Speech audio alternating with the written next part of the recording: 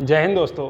हम लोग 1 से लेकर 50 तक क्वेश्चन देख चुके हैं। हम लोग रेलवे का प्रीवियस ईयर क्वेश्चन पेपर कर रहे हैं। रेलवे का प्रीवियस ईयर क्वेश्चन कर रहे हैं। घटना चक्र पब्लिकेशन ने अपनी किताब में पिछले 20 सालों के चैप्टर वाइज क्वेश्चन दे रखे हैं। हम उन्हीं क्वेश्चन को कर रहे हैं। उस किताब में पहला चैप्टर नंबर सिस्टम दे रखा है, तो नंबर सिस्टम को ही हम पहले सॉल्व कर रहे हैं। 1 से लेकर 50 तक हम पहले पढ़ चुके हैं। पढ़ते हैं क्वेश्चन नंबर 51 से। लिखा है दो धनात्मक पूर्णांक संख्याओं का जोड़ 30 है और उनका अंतर 6 है। दो धनात्मक संख्याएं कोई सी मान लो आप x प्लस वाई। दो धनात्मक संख्याओं का जोड़ कितना है 30 है और उनका अंतर कितना है 6 है। एक तरीका तो ये है कि आप 22 से बाई काट को 2x बराबर ही हो जाएगा, लेकिन हमको डायरेक्ट करना है तो इसको थोड़ी सी अप्रोच बढ़ा लो। अगर आपको पॉजिटिव वैल्यू चाहिए, आपको पॉजिटिव यानी कि x का मान चाहिए, तो दोनों को जोड़ के आधा कर दो। 30 और 6 36 का आधा कितना हो जाएगा 18। और आपको निगेटिव वाला वैल्यू चाहिए तो दोनों का डिफरेंस करके आधा कर दो। निगेटिव मतलब 22 चाहिए तो दोनों का डिफरेंस करके, यानी कि 6 का आधा 24 का आधा 12। हमसे पूछा इन दोनों का प्रोडक्ट, यानी कि x इंटू बाई 18 इंटू 12, ये हो जाएगा 18 धाम 180, 18 दूना 36, 180 और 36 होता है 216। ठीक है, बढ़ते हैं नेक्स्ट क्वेश्चन की तरफ।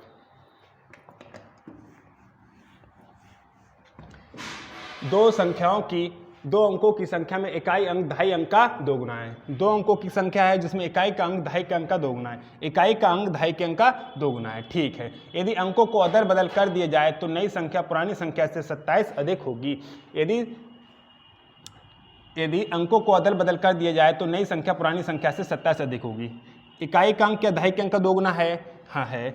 अगर अंकों को बदल दो यानी कि 42 कर दो तो नई संख्या, अंकों को बदलोगे 2 4 बदल के लिखोगे तो 4 2। कह रहा है कि नई संख्या पुरानी संख्या से 27 अधिक होगी। क्या नई संख्या पुरानी संख्या से 27 अधिक है? नहीं है, तो ये ऑप्शन नहीं हो सकता। इकाई का अंक दहाई के अंक से 2 गुना होना चाहिए, लिखा है। हाँ, इकाई का अंक दहाई के अंक से 2 गुना है। कह रहा है इन संख्या को अदल बदल कर दिया जाए, अर्थात 36 का उल्टा क्या हो जाएगा 63। तो जो नई संख्या है वो पुरानी संख्या से 27 ज़्यादा होना चाहिए। क्या नई संख्या पुरानी संख्या से 27 ज़्यादा है? 36 और 27 होता है 63, अर्थात दो कंडीशन रखी थी, दोनों कंडीशन को ऑप्शन बी फुलफिल कर रहा है, तो इस ऑप्शन का करेक्ट होना इसकी मजबूरी है। हम अगले ऑप्शन चेक नहीं करेंगे। बढ़ते हैं नेक्स्ट क्वेश्चन की तरफ। जब किसी संख्या को 13 से गुणा करते हैं तो गुणनफल में सभी अंक 9 के होते हैं। ऐसी सबसे छोटी संख्या ज्ञात करो। तो सबसे छोटी संख्या देखना पड़ेगा। ये 77 है, 78 है, 76 है और 75 है, तो सबसे छोटी संख्या यही है। सबसे छोटी संख्या यही, तो आप चेक करो। 13 तियाँ 39 के 9 हाथ से लगे 3, 13 दूना 26, 26 और हम 13 की मल्टीप्लाई कर रहे हैं ना। उन्होंने कहा 13 से गुणा किया जाए तो सभी अंक 9 9 9 के डिजिट में हमको मिले, तो गुणा करनी है। 13 तियाँ 39 के 9 हासिल 3, 13 दूना 26 और 3 29, 29 का 9 हाथ से लगे 2, 13 नेमा 117, 117 और 2 119, 119 का 9 हाथ से लगे 11, 13 पंजे 65, 65 और 11 76 हो जाएंगे। ये नहीं आया। अब हमने देखा कि यहाँ तक तो आ रहा है, इसके अगले डिजिट नहीं आ रहा, और हमें एक चीज़ साफ साफ दिख रही है कि 923 923 923 हर जगह है। तो 923 की 13 से गुणा करेंगे तो सब में आना ही आना है। ठीक है, लेकिन हमको पता चला कि हम यहाँ पे गुणा कर रहे थे 13 ने में 117 और 2 119, तो कैरी कितना आ रहा था 11। ये 9 लिखने के बाद कैरी कितना आ रहा था 11। तो इससे बड़ा नंबर देखोगे, इससे बड़ा नंबर कौन सा है? ये। हमने देखा कि इसको गुणा करने के बाद 9 9 तो आए थे और कैरी आया था 11। तो 13 छक 78, 78 और 11 89, 89 का 9 हाथ से लगे 8, 13 सत्ते 91 और 8 99। एक तरीका तो ये हो गया, क्योंकि आपको यहाँ से 923 में 13 की दोबारा मल्टीप्लाई करने की आवश्यकता नहीं पड़ी। क्यों नहीं पड़ी? क्योंकि आपको कैरी याद था कि हमने देखा था कि यहाँ तक जब हमने गुणा की थी तो कैरी बचा था 11, तो हमने कैरी डायरेक्ट यहाँ तक लिख लिया ना, डायरेक्ट 6 में गुणा की, वरना आपको करना पड़ता स्टार्टिंग से 13 से यहाँ से 3 2 9 6 7 सब में गुणा करनी पड़ती, तब आप इस सवाल का आंसर निकाल सकते थे। 1-2 सेकंड तो कम से कम बचेगा कि 3 की मल्टीप्लाई तो हमको पता है कि 9 9 आना ही है। इसके बाद जब 6 में यहाँ पे 5 में गुणा की थी ना, तब दिक्कत हुई थी ना। तो हमने 13 छक 78 और 11 कैरी था, 89 के 9 हासिल 8, 13 सत्ते 91 और 8 99। ठीक है, बढ़ते हैं नेक्स्ट क्वेश्चन की तरफ।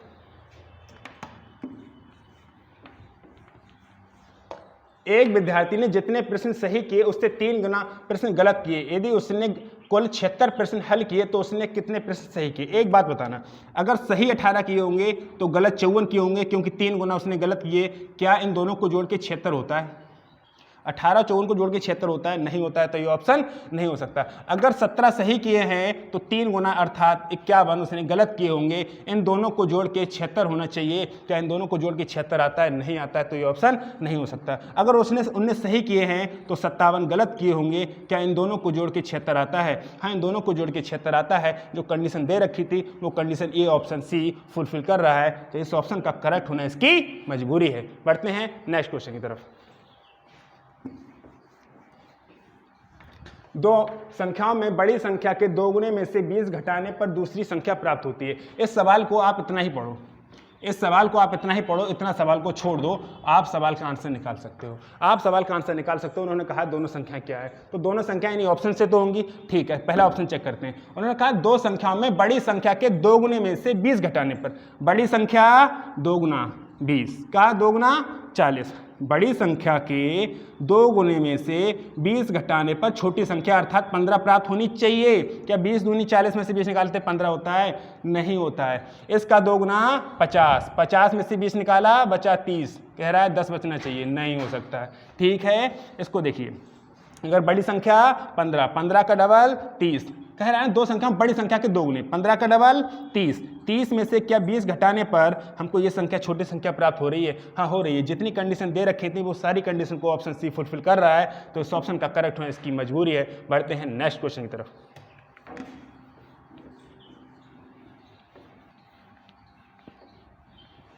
लिखा है दो संख्याओं का गुणनफल 32, दो संख्याओं का प्रोडक्ट कितना दे रखा है 32, और देखा है उनका औसत। औसत क्या होता है? औसत ये होता है ना, संख्या उनका जोड़ बटे दो, कितना दे रखा है 6। तो हम यहाँ से बता सकते हैं कि x + y बराबर कितना हो रहा है 6 दूना 12। ऐसी दो संख्याएं जिनका प्रोडक्ट 32 और उनका सम एडिशन 12 है। आप मन में सोच सकते हो, आप मन में सोच सकते हो 8 चौक 32, वरना आपको दिक्कत होगी। छोटी छोटी चीजें कैलकुलेशन आप मन के कोशिश तो करके देखो, एक ट्राई तो कर दो। ट्राई करने में क्या जा रहा है? 8 चौक 32 अर्थात मैं x का मान 8 मान लूँ और y का मान मैं 4 मान लूँ, तो 8 चौक 32 और 8 और 4 12 होता है। अर्थात मुझे पता चल गया कि संख्या 8 और 4 है। हमसे पूछा है उनके घनों का योग क्या, तो 8 का घन क्या होता है 512, और 4 का घन कितना होता है 64। इन दोनों को जोड़ दिया जाए तो 576। तो इस सवाल का सही आंसर होगा 576। बढ़ते हैं नेक्स्ट क्वेश्चन की तरफ।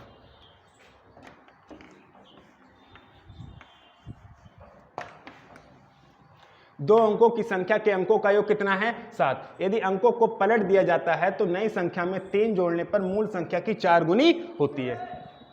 अंकों को पलट दो, इनको पलट दोगे तो 43 कह रहा है। दो अंकों की संख्या के अंकों का योग 7 है। क्या अंकों का योग 7 है? हाँ है।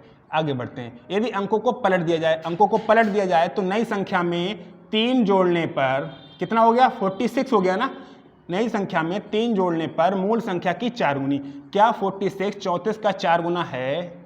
क्या 46 34 का 4 गुना है? नहीं है, तो ये ऑप्शन नहीं हो सकता है। अगला बढ़ते हैं। अंकों का योग कितना होना चाहिए 7। अंकों को पलट दिया जाए तो 16, इसमें 3 जोड़ दिया जाए तो कितना हो गया 19। क्या 19 61 का क्या 4 गुना है?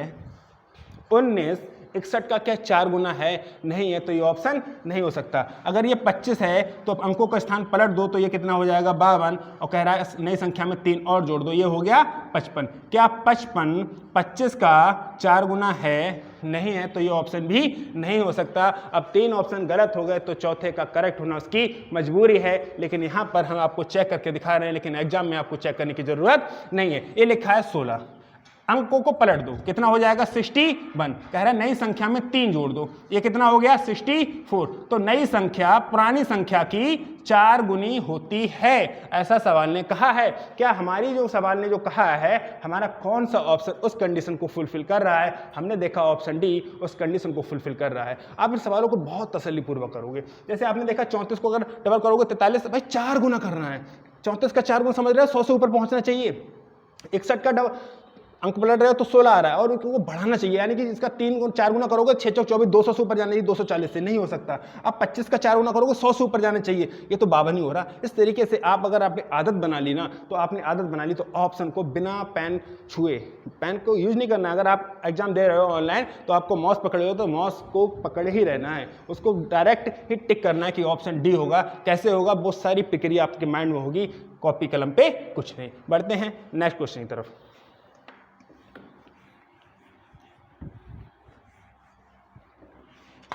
किसी संख्या के 4/3 के 2/3 का मान, कोई संख्या x के 4/3 के 2/3 का मान कितना दे रखा है 80, 4 दूना 8 धाम 80, 3 तिया 9, तो x का मान कितना आ गया 90। वो संख्या कौन सी होगी 90, ऑप्शन सी। बढ़ते हैं नेक्स्ट।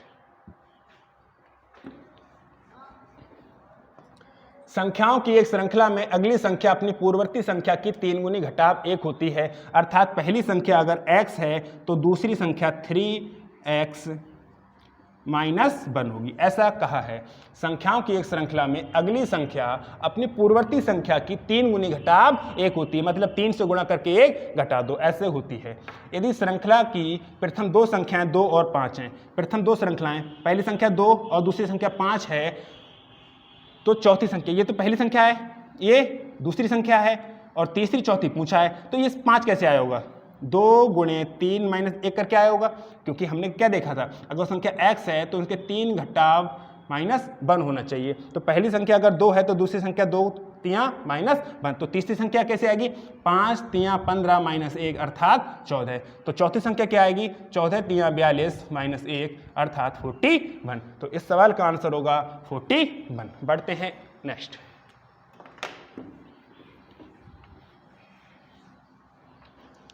यदि किसी संख्या को 133 से विभाजित किया जाता है तो शेष 21 बचता है, यदि उस संख्या को 19 से विभाजित किया जाए तो शेष क्या बचेगा। 133 से विभाजित करने पर शेष 21 बचता है, इसका मतलब क्या होगा वो संख्या 133 प्लस 21 ही होगी, अर्थात 154 रही होगी, 154 रही होगी, क्योंकि 133 को भाग कर रहे हैं हम 33 से, 133 से तो रिमाइंडर 0 मिल रहा है, हमको रिमाइंडर कहाँ से मिलेगा सिर्फ 21 से, तो जरूरी थोड़ा ना है कि 133 का मल्टीपल एक ही हो सकता है 133 के प्लस 21 हो, कोई ना कोई संख्या, क्योंकि ये तो रिमाइंडर 133 से अगर इसको भाग करेंगे तो रिमाइंडर 0 देगा, ये तो रिमाइंडर 0 देना है, तो रिमाइंडर मिलेगा कहाँ यहाँ से, जैसे 1/5 लिखा है तो इसका रिमाइंडर क्या होगा, इसका रिमाइंडर क्या होगा 1 होगा। 3/7 लिखा है, इसका रिमाइंडर क्या होगा, रिमाइंडर 7 होगा, सॉरी 3 होगा। अब 10/7 लिखा है तो इसका रिमाइंडर कितना होगा, इसका भी रिमाइंडर 3 होगा। कैसे होगा 7 एकम 7 बचा 3, और जब 3 में भागी नहीं आ रही तो वही 3 ही रिमाइंडर होगा। ठीक है, इस तरीके से रिमाइंडर निकाला जाता है। अब हमें पता है कि संख्या क्या रही होगी 133 के प्लस 21/133। उन्होंने कहा यदि उस संख्या को 19 से विभाजित किया जाए, अर्थात वो कह रहा है 133 से विभाजित ना करके 19 से विभाजित कर दो तो शेष क्या बचेगा। हमें पता है कि 19 सत्ते 133 होता है, तो ये तो रिमाइंडर 0 देगा, तो रिमाइंडर निकलेगा कहाँ से मात्र 21/19 से, अर्थात रिमाइंडर मिलेगा हमको 2। तो अगली बार इतना सब कुछ करने की जरूरत है बिल्कुल नहीं, अगली बार आपको पता होना चाहिए यदि किसी संख्या को 133 से विभाजित कर रहा है तो शेष कुछ ही बच रहा है, तो ये संख्या इस संख्या से, ये संख्या 133 19 से डिविजिबल होनी चाहिए। यहाँ पर सवाल की जरूरत नहीं है, लेकिन बाई चांस कहीं पर कोई क्वेश्चन आ रहा है कि यहाँ पर ऐसा कोई नंबर दे रखा है जो 19 से डिविजिबल नहीं है, तो इस सवाल का आंसर आप नहीं निकाल सकते। इस सवाल का आंसर आप तभी निकाल सकते हो कि जब ये नंबर इस संख्या से डिविजिबल हो। ठीक है, तो अगली बार अगर सवाल आ रहा है तो आप क्या करेंगे, डायरेक्ट 21 को 19 से भाग करेंगे और साफ साफ कहेंगे कि भाई साहब रिमाइंडर आएगा 2, और ऑप्शन बी में ये आंसर दे रखा है। बढ़ते हैं नेक्स्ट क्वेश्चन की तरफ।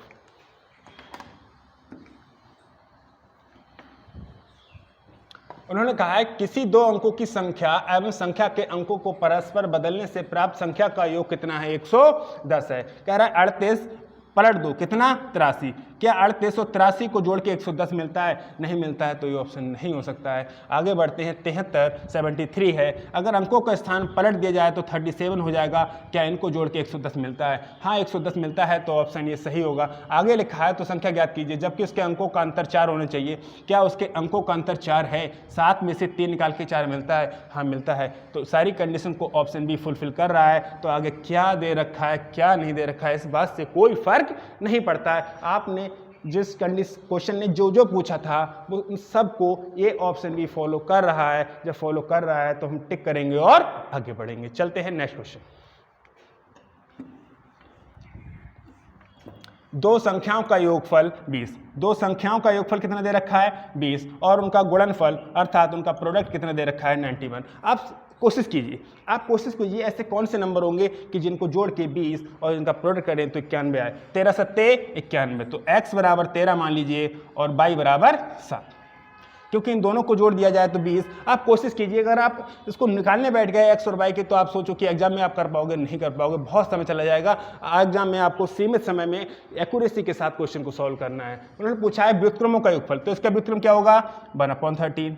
इसका व्युत्क्रम क्या होगा, व्युत्क्रम का मतलब होता है अपोजिट। ठीक है, पहला सवाल जो दे रखा था इस नंबर सिस्टम का, उसमें भी व्युत्क्रम का यूज है। आप देख सकते हैं पिछली वीडियो में जाके कि जो पहला क्वेश्चन है उसमें भी इस व्युत्क्रम का यूज है। तो आप कैसे करेंगे इसको सॉल्व, एलसीएम लिया जाता है 13 सत्ते 91, यहाँ पर 7 आ जाएगा और यहाँ पर 13, तो ये आ जाएगा 20/91। 20/91 दे रखा है ऑप्शन बी में, तो इस सवाल का सही आंसर होगा ऑप्शन बी। बढ़ते हैं नेक्स्ट।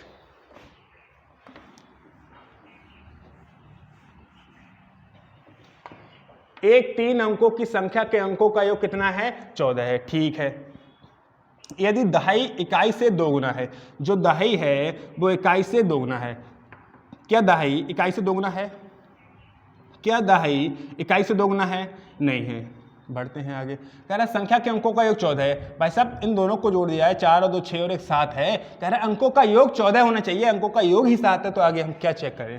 कह रहा है अंकों का योग 14 होना चाहिए। ठीक है, 8 और 4 12 और 2 14 है। क्या इकाई दहाई का अंक इकाई के अंक का दोगुना है, क्या 8 2 का दोगुना होता है, नहीं होता है। जब 3 ऑप्शन गलत हो गए तो चौथे की मजबूरी हो गई, लेकिन यहाँ पर हम सॉल्व करेंगे, एग्जाम में सॉल्व नहीं करेंगे। जब 3 गलत हो गए तो चौथे को टिक लगाएंगे और आगे बढ़ेंगे। उन्होंने कहा अंकों का योग 14 होना चाहिए, 8 और 4 12 और 2 14 है, अंकों का योग 14 है। उन्होंने कहा दहाई का अंक इकाई के अंक का दोगुना होना चाहिए, क्या 4 2 का दोगुना होता है, हाँ होता है। आगे बढ़ते हैं, तथा इकाई सैकड़े की चौथाई होनी चाहिए। जो इकाई है ये नंबर लिखा ना 842, दहाई इकाई का दोगुना है, क्या दहाई इकाई का दोगुना है, ठीक है। और जो सैकड़ा है लिखा है, तथा इकाई सैकड़ा की 1/4, क्या 8 का 1/4 2 होता है, हाँ होता है। जब सारी कंडीशन को फुलफिल ऑप्शन डी कर रहा है तो इस सवाल का सही आंसर होगा ऑप्शन डी। बढ़ते हैं नेक्स्ट। 3600 को किस न्यूनतम संख्या से विभाजित करें ताकि भागफल पूर्ण घन हो जाए। न्यूनतम संख्या, तो 3600 को न्यूनतम संख्या, न्यूनतम ऑप्शन उठाओ ना, सबसे न्यूनतम ऑप्शन दे रखा है 9। अगर 9 से भाग करेंगे तो आएगा 400। क्या 400 पूर्ण घन होता है, क्या 400 पूर्ण घन होता है, नहीं होता है 400 पूर्ण घन, तो ये ऑप्शन नहीं हो सकता है। बढ़ते हैं नेक्स्ट ऑप्शन चेक करने के लिए, न्यूनतम। इसके बाद कौन सा न्यूनतम, क्योंकि अगर आप बड़ा से बड़ा ऑप्शन चेक नहीं करेंगे। पर एक बात बताइए, उन्होंने पूछा है कि न्यूनतम ऑप्शन बताइए, न्यूनतम संख्या बताइए। अगर आपको बड़ी ऑप्शन मिल भी क्या तो करोगे क्या, आपसे पूछा क्या था न्यूनतम, तो ऑप्शन को आपको न्यूनतम चेक करना है। आपसे पूछे कि मैक्सिमम बताओ, सबसे बड़ा से बड़ा ऐसा कौन सा होगा नंबर होगा, तो आपको बड़े से नंबर से चेक करना है। उन्होंने कहा था न्यूनतम, तो हम 9 से चेक किया, 9 से चेक किया, मिला 400, 400 पूर्ण घन होता नहीं है, तो अब चेक करेंगे 50। तो 3600 को 50 से भाग करेंगे 0 और 5 से काटेंगे, 5 7 35 और 5 दूना 10, यानी कि 72। क्या 72 पूर्ण घन होता है, 72 भी पूर्ण घन नहीं हो सकता, तो ये भी ऑप्शन नहीं हो सकता।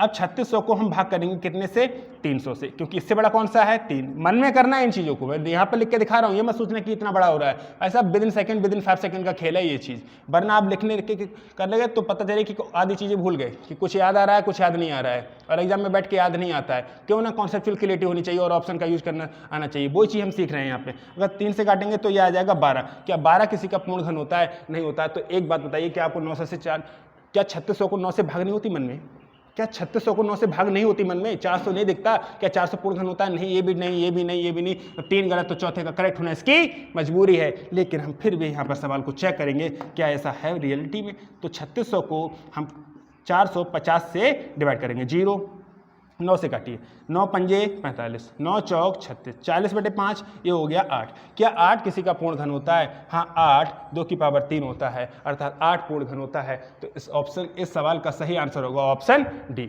बढ़ते हैं नेक्स्ट क्वेश्चन की तरफ। क्वेश्चन ने कहा यदि दो संख्याओं में से बड़ी संख्या के 3 गुने को दो संख्याओं में से बड़ी संख्या के 3 गुने को छोटी संख्या से भाग दिया जाए तो भागफल व शेषफल प्रत्येक 6 है। यदि छोटी संख्या के, इतना ही पढ़ लो कम से कम, वरना ज़्यादा हो जाएगा तो भूल जाओगे। उन्होंने कहा बड़ी संख्या कोई निकालो, तो बड़ी संख्या कौन सी होगी आपको तो पता है नहीं, तो बड़ी संख्या आपने 16 मान लिया, चेक ही तो करना है। तो बड़ी संख्या के 3 गुने को दो संख्याओं में से बड़ी संख्या के 3 गुने को छोटी संख्या से भाग दिया जाए तो भागफल व शेषफल प्रत्येक 6 प्राप्त होते हैं। तो ये 48 हो रहा है ना, तो 48 को किस नंबर से भाग दिया जाए कि भागफल और शेषफल दोनों 6 प्राप्त हों। तो आप सोच सकते हैं कि 7 से भाग करेंगे तो 7 छंग 42, भागफल और शेषफल दोनों कितने प्राप्त होंगे, 6। तो आपको ये चीज़ समझ आ गई कि जो छोटी संख्या है वो कौन सी है, 7, और बड़ी संख्या 16 और छोटी संख्या 7। तो नेक्स्ट कंडीशन दे रखी है उसको भी तो ये ऑप्शन फुलफिल करने करे तभी तो सही है, आधे से काम नहीं चलेगा ना। आगे बढ़ते हैं। यदि छोटी संख्या के 5 गुने, छोटी संख्या कौन है, 7 का 5 गुना कितना हो जाएगा, 35 को बड़ी संख्या से भाग दिया जाए, बड़ी संख्या कौन, 16 से भाग दिया जाए तो भागफल 2 और शेषफल 3 प्राप्त होते हैं, ऐसा कहा है क्वेश्चन ने। तो 16 दूना 32, क्या 3 मिला शेषफल, मिला, क्या 2 मिला भागफल, मिला। क्या जितनी कंडीशन दे रखी थी सवाल में सभी कंडीशन को ऑप्शन ए फुलफिल कर रहा है, हाँ कर रहा है। तो इन ऑप्शन का क्या करोगे, इसको टिक करो और आगे बढ़ो। पढ़ते हैं नेक्स्ट क्वेश्चन की तरफ। उन्होंने कहा है किसी धनात्मक संख्या व उसके व्युत्क्रम का योग उस संख्या व उसके व्युत्क्रम के अंतर का 3 गुना है। तो कोई धनात्मक संख्या व उसका व्युत्क्रम क्या होगा, 1/x, ठीक है। उस संख्या तथा उसके व्युत्क्रम का अंतर का 3 गुना है, ऐसा कहा है। तो ये हो जाएगा x + 1/x बराबर 3x - 3/x। 3x इधर है, x इधर जाएगा, क्या मिलेगा यहाँ पर 2x, 1/x और इधर से आएगा तो 3/x, ये हो जाएगा। इन दोनों को जोड़ दिया जाए तो 4/x बराबर 2x। तो आप देख पा रहे हैं 2x, 2 दूना 4, तो क्या हो जाएगा x² बराबर 2। जब x² बराबर 2 है तो x बराबर हो जाएगा √2। ठीक है, ठीक है, बढ़ते हैं नेक्स्ट।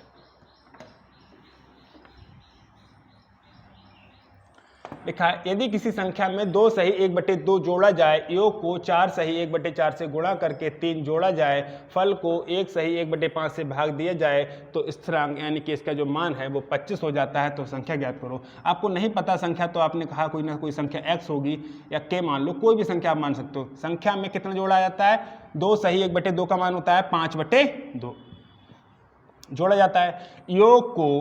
इस योग को 4 सही 1/2 अर्थात 4 दूनी 8 और 1 9/2 से गुणा किया जाता है और फिर इसमें 3 जोड़ा जाता है इस पूरे को 5 सही 1 सही 1/5 अर्थात 6/5 से भाग दिया जाता है। तो जो मान आता है वो मान आता है 25। तो हमसे पूछा है संख्या क्या है, तो संख्या क्या है हमें ऑप्शन से चेक करना पड़ेगा। तो आप इसको थोड़ा देर ब्लैंक कीजिए। अब हमें मान निकालना है, इसको ब्लैंक कीजिए। हमें मान निकालना है के का। तो के का मान कैसे निकालेंगे, हम के का मान ऐसे निकाल सकते हैं, डायरेक्ट हम कोशिश करो मन में करना है इन चीज़ों को। मैं यहाँ पर करके दिखा रहा हूँ। जब भाग का साइन हटता है तो ये सिंबल उल्टे हो जाएंगे। जब भाग का साइन हटेगा गुणा तो 5/6 हो जाएगा, 6/5। अब 5 से काटूंगा तो ये 25 हो जाएगा और 6 पंजे 30 हो जाएगा। अर्थात मैं इधर कह सकता हूँ कि यहाँ पर कितना आ रहा है 30। अब एक बात बताइए, इसका कोई मान है, इसका भी कोई मतलब नहीं है। जब 3 उधर जाएगा 30 में से निकलेगा, क्या बचेगा 27 बचेगा ना, ठीक है। अब 9 तियाँ 27, तो 2 तियाँ 6, ये क्या हो जाएगा k + 5/2 बराबर हो जाएगा 6। तो k बराबर 6 - 5/2। तो 6 दूना 12 में से 5 निकाले 7/2 और 7/2 को लिख सकते हैं 3 सही 1/2। तो इस सवाल का सही आंसर होगा 3 सही 1/2। बढ़ते हैं नेक्स्ट क्वेश्चन की तरफ।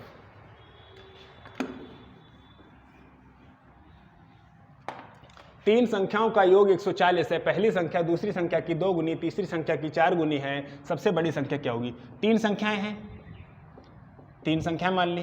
पहली संख्या दूसरी संख्या की 2 गुनी तथा तीसरी संख्या की 4 गुनी। जो पहली संख्या है वो किसी न किसी की 4 गुनी भी है तो उसको 4 यूनिट मान लो। दूसरी संख्या की 2 गुनी, अरे 2 यूनिट होगा तभी तो 4 यूनिट होगा। और तीसरी संख्या की 4 गुनी, तो ये कौन सा होगा 1 यूनिट। इन सबका योग कितना दे रखा है 140। अगर हम जोड़ दे जाएं 4 और 2 6 और 1 7 यूनिट, और 7 यूनिट की वैल्यू दे रखी है 140, तो हम कह सकते हैं यूनिट का मान आएगा 20। अब पूछा है कि सबसे बड़ी संख्या, तो सबसे बड़ी संख्या आपको कौन सी दिख रही है 4 यूनिट वाली, और 4 यूनिट का मान दे रखा है 20, तो 40 दूनी 80। इस सवाल का सही आंसर होगा 80, जो दे रखा है ऑप्शन डी में। बढ़ते हैं नेक्स्ट क्वेश्चन की तरफ। एक संख्या को क्रम से 2, 3 तथा 7 अंक से विभाजित करने पर क्रम से 1, 1 तथा 6 शेष रहता है। संख्या को 42 से विभाजित करने पर शेष क्या होगा। अब इस सवाल को थोड़ा सा सोच सकते हैं कि इसको हमें करना कैसे है। इस सवाल के लिए सक्सेसिव डिवाइड करना है तो कैसे करेंगे, कितने से भाग करना है, 2, 3 और 7 से भाग करने पर 1, 1 और 6 शेषफल बचता है। तो संख्या को 42 संख्या निकालनी है।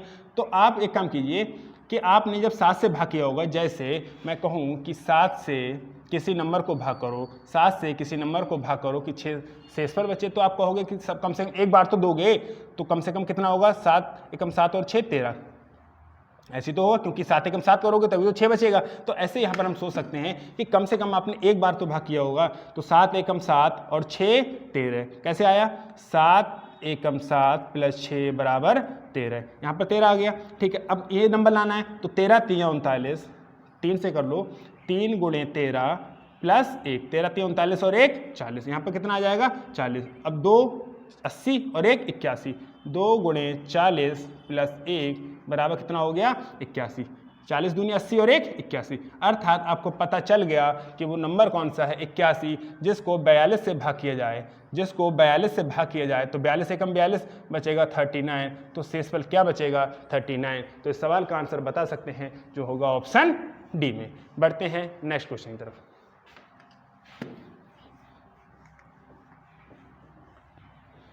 1 से 100 तक की पूर्ण संख्याओं का जो अंक 2 या 5 से विभाज्य है उनका एक बताएं। देखिए हमने देखा था पहले फर्स्ट वीडियो में इन चीज़ों को हमने बहुत अच्छे से क्लियरली समझाया है कि जब 1 से लेके यहाँ तक नंबर होते हैं तो कैसे नंबर फाइंड करते हैं। 1 से लेके 100 तक तो पहला नंबर 2 4, 2 से कटने वाला क्या होगा, ऐसे होगा। अगर हमको नंबर ऑफ टर्म निकालने हैं तो कैसे निकालते हैं, last term minus first term upon difference plus 1 निकालते हैं ना।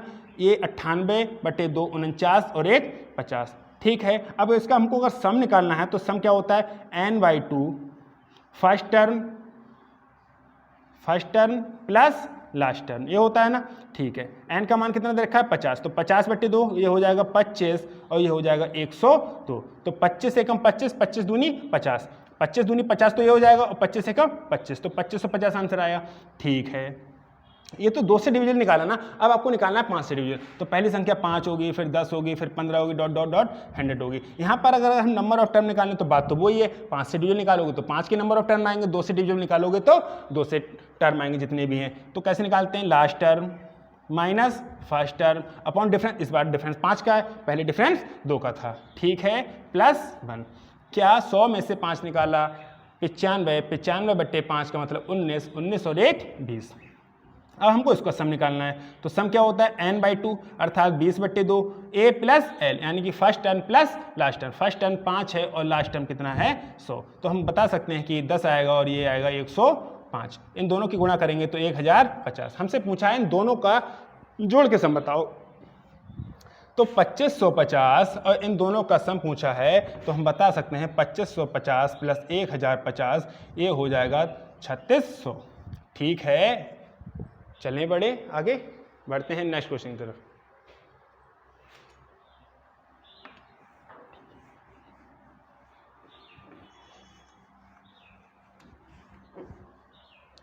लिखा है 77 7 कितनी 6 बार लिखा है,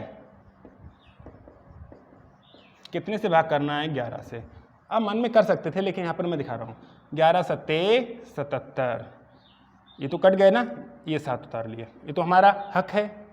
अब तो हक नहीं है ना दूसरे को, तो क्या करना पड़ेगा, 0 बढ़ाना पड़ेगा और इस 7 को उतारना पड़ेगा। फिर 11 7 77, ये भी कुछ नहीं बचा यहाँ पर। अब 7 तो उतारना हमारा हक है लेकिन इस 7 को उतारना हमारा हक नहीं है, तो ये 7 कैसे उतरेगा, 0 बढ़ाया और इस 7 को भी हमने उतार लिया, तो 11 7 77 हो जाएगा। तो हमसे पूछा था कि भागफल क्या होगा, तो भागफल होगा 70707। बढ़ते हैं नेक्स्ट क्वेश्चन की तरफ। निम्नलिखित संख्याओं में कौन सी भाज्य संख्या है। भाज्य संख्या वो होती है जिसके फैक्टर 2 से ज़्यादा हो, अर्थात वो 1 और स्वयं के अलावा अन्य किसी नंबर से भी कटे तो वो भाज्य संख्या होती है। अभाज्य संख्याएं वो होती हैं जिनके सिर्फ 2 फैक्टर हों, एक खुद और बन और खुद के अलावा किसी नंबर से ना कटे वो संख्या होती हैं अभाज्य संख्याएं। और भाज्य संख्या होती हैं जो बन और अपने के अलावा अन्य नंबरों से भी कटे, वो होती हैं भाज्य संख्याएं। तो क्या 91 के फैक्टर होते हैं, हाँ 13 7 91 होता है, 13 7 तो हो गए, 91 भी हो गया और 1 भी हो गया, तो इसके कई सारे फैक्टर हो गए, तो हमको ऑप्शन ए में ही मिल गया। तो आगे हम चेक करके क्या करें, आगे चेक करने की जरूरत नहीं है, आप टिक करो और आगे बढ़ो, क्योंकि आपके पास इतना समय नहीं है कि आप सभी ऑप्शन को चेक करने बैठो। आपका मेन फोकस होना चाहिए कि जो कंडीशन दे रखी है क्या वो ऑप्शन उस कंडीशन को फुलफिल कर रहा है। अगर वो ऑप्शन उस कंडीशन को फुलफिल कर रहा है तो इधर उधर भटकने की जरूरत नहीं है, सीधा टिक करो और आगे बढ़ो। निम्नलिखित में से कौन सी संख्या संयुक्त संख्या नहीं है? संयुक्त संख्या नहीं है मतलब अभाज्य संख्या है, तो अभाज्य संख्या है तो अभाज्य संख्या हमको पता होनी चाहिए किसी नंबर से कट रही है या नहीं कट रही है। अगर कोई नंबर एक हो सकता है ये 1 और 943 से ही कटे, तो इसके लिए आप क्या, अगर आपका टेबल याद नहीं है, आपको कैलकुलेशन आपकी बहुत पुअर है, तो आप सोचें इन सवालों को कर पाओगे नहीं कर पाओगे, इससे बेटर है इस सवालों को लीव करना। क्योंकि अगर आपको ये पता है कि 943, क्योंकि ये 9 4 13 और 3 16, ये संख्या 3 से भी नहीं कट रही है, संख्या किससे कटेगी, ये किसी न किसी प्राइम नंबर से कटेगी। आपको प्राइम नंबर के पहाड़ याद होनी चाहिए और कैलकुलेशन बहुत तेज होनी चाहिए, तो आप कर पाएंगे, वरना आप नहीं कर पाएंगे। लेकिन मैं इसको बता रहा हूँ कि ये संख्या 1 से भी कटेगी, 23 से भी कटेगी, 943 से भी कटेगी, ठीक है। ये संख्या 1 से भी कटेगी, 17 से भी कटेगी और 323 से भी कटेगी। आपको याद हो, पता है ना सर, 23 से 17 से कट रही है, ये संख्या भी 23 से कट जाएगी। 1 से और 717 से तो कटना ही कटना है, साथ में ये 23 से भी कट रही है। लेकिन ये संख्या 409 कि कोई फैक्टर नहीं होंगे, ये 1 और 409 के अलावा किसी नंबर से नहीं कटेगी, अर्थात संयुक्त संख्या नहीं है, इसका मतलब अभाज्य संख्या है। संयुक्त संख्या नहीं है इसका मतलब अभाज्य संख्या है, तो अभाज्य संख्या कौन सी होती है? 409। कंपोजिट नंबर नहीं है तो क्या होगा? प्राइम नंबर होगा, या तो प्राइम होगा या कंपोजिट होगा। जब कंपोजिट नहीं है तो प्राइम होगा। तो हमसे पूछा है कि प्राइम नंबर कौन सा है, तो प्राइम नंबर है 409, क्योंकि ये इसके कोई फैक्टर नहीं है, ये सिर्फ 2 फैक्टर हैं, 1 और 409। बढ़ते हैं नेक्स्ट क्वेश्चन की तरफ।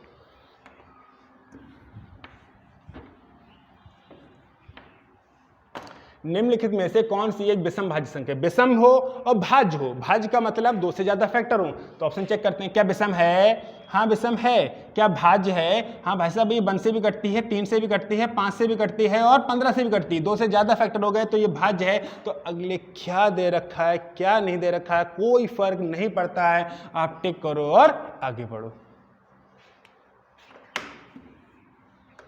1050 रुपए को 1500 आदमियों तथा औरतों के बीच इस प्रकार बांटा जाता है कि प्रत्येक आदमी को 1 रुपए तथा प्रत्येक औरत को 50 पैसे प्राप्त होते हैं, तो औरतों की संख्या कितनी है? एक बात बताइए, पूछा है कि औरतों की संख्या कितनी है, तो औरतों की संख्या कहां से लाओगे? मोहल्ले में से उठा के? नहीं, अरे भाई लिखा है कि ऑप्शन में से उठाना है। अगर औरतों की संख्या 800 है और दोनों 1500 हैं, तो आदमी कितने होंगे? 700। क्लियर?